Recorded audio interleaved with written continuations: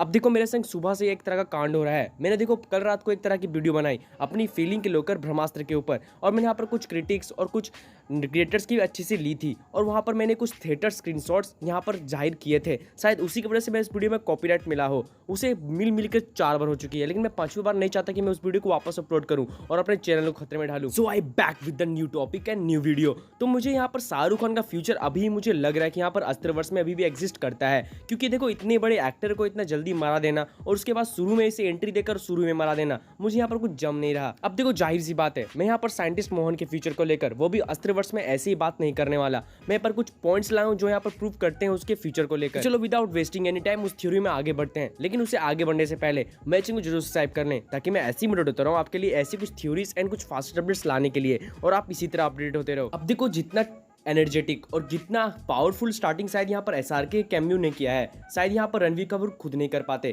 क्योंकि जिस तरह का यहाँ पर एनर्जेटिक स्टार्टिंग यहाँ पर एसआरके ने अपने कैमियो के साथ किया है, शायद वो एक अच्छा बिगिनिंग हो सकता था इस अस्त्रवर्ष का। अब देखो शायद यहाँ पर एसआरके कैमियो इस मूवी का नेगेटिव पॉइंट ही बन जाता है, क्योंकि जिस तरह से इस मूवी के स्टार्टिंग में यहाँ पर एसआरके को कैमियो दिया जाता है, लगता है कि इसका कैरेक्टर बहुत ज़्यादा इंपॉर्टेंस होगा, लेकिन हमारे चमाट पड़ती है गाल में, क्योंकि वो कैरेक्टर आते के संग ही मर जाता है। अब देखो यहाँ पर सेकंड मोस्ट हाइप इस मूवी की यही थी, यहाँ पर एसआरके की कैमियो। अब वो कैमियो थोड़ी गड़बड़ निकली तो यहाँ पर पब्लिक तो यहाँ पर डिसअपॉइंट होंगे ही। अब देखो शायद जो थ्योरी मेरे हाथों लगी है, वो शायद डिसअपॉइंटेड फैन को यहाँ पर इंजॉयबल फैन बना सकती है, क्योंकि यहाँ पर शायद यहाँ पर ब्रह्मास्त्र के पार्ट 1 में ही यहाँ पर एसआरके का उतना बड़ा पार्ट नहीं हो, लेकिन पार्ट 2 में शायद हो सकता है। अब देखो मुझे पर्सनली लगता है कि यहाँ पर साइंटिस्ट मोहन नहीं मरा है, शायद यहाँ पर मेकर्स की तरफ से यह पार्ट 2 में या पार्ट 3 में रिटर्न कर सरप्राइज एलिमेंट की तरह यूज किया जाएगा। और साली यही कुत्ती चीज तो यहाँ पर सिनेमैटिक यूनिवर्स की खास बात होती है, कि यहाँ पर मरे हुए को भी जिंदा कर देती है, क्योंकि आप ऐसे मार्वल और डीसी में ऐसे कॉन्सेप्ट आपने देखे होंगे जहां पर किसी को मरते हुए दिखाता नहीं है, और जब कुछ मेन पार्ट या फिर मेन इवेंट होता है तो उसकी यहाँ पर रिटर्न होती है। शायद वो करते,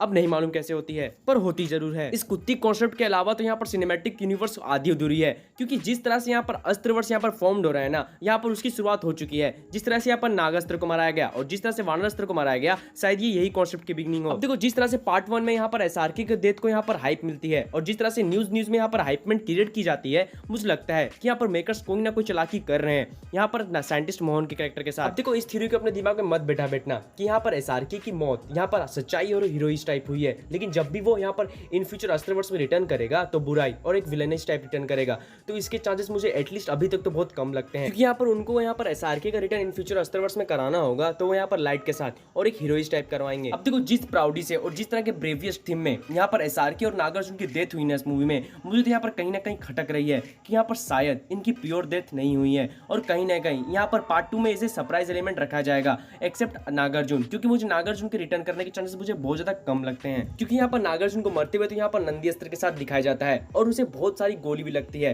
अब देखो क्योंकि यहाँ पर अब किसी और को यहाँ पर विलेनिश टाइप नंदी अस्त्र मिल चुकी है, तो मुझे चांसेस बहुत ज्यादा कम लगते हैं। अब देखो जब नंदी अस्त्र को पहन के नागार्जुन मरते ही हैं, तो जब नागार्जुन फुल्ली यहाँ पर डेथ हो चुके होंगे, तभी तो उस विलन ने यहाँ पर नंदी अस्त्र को पहना होगा, और जहाँ दूसरी तरफ यहाँ पर साइंटिस्ट मोहन के मरने के पहले ही उस वार्डर अस्त्र को उसे छीन ली जाती है। अब देखो शायद ऐसा हो सकता होगा कि यहाँ पर साइंटिस्ट मोहन ने अपनी डेथ को यहाँ पर झूठ मूठ यहाँ पर फैला दी हो और लीक कर दी हो, ताकि सबको संतुष्टि मिल जाए कि यहाँ पर वानर अस्त्र को पहनने वाला साइंटिस्ट मोहन यहाँ पर मर चुका है, एटलीस्ट जुनून को भी। अब देखो जब यहाँ पर मोहन बिल्डिंग से कूदता है तो उसकी एक डायलॉग भी रहती है जहाँ पर वो ब्रेवरी से कहता है कि यहाँ पर वो कभी हारता नहीं, तो मे भी शायद उसके पास कुछ अल्टरनेटिव प्लान होंगे उस मुसीबत से बचने के लिए। अब देखो आउट ऑफ नोवेयर वो एक साइंटिस्ट है, अब उसके घर में आप इक्विपमेंट समझ सकते हो कि वो हर एक चीज की अल्टरनेटिव प्लान लेके चलता है, और जिस तरह से वो वानर अस्त्र को चुपके से उसके सामने पहनता है, वो उसकी दिमाग को पता लगाता है। अब शायद मेरी ये थ्योरी बस यहीं तक थी कि कैसे यहाँ पर एसआरके में भी अस्त्रवर्ष के फ्यूचर में रिटर्न कर सकते हैं, और ये में भी ब्रह्मास्त्र पार्ट 2 हो सकता है, वो भी उसका क्लाइमेक्स।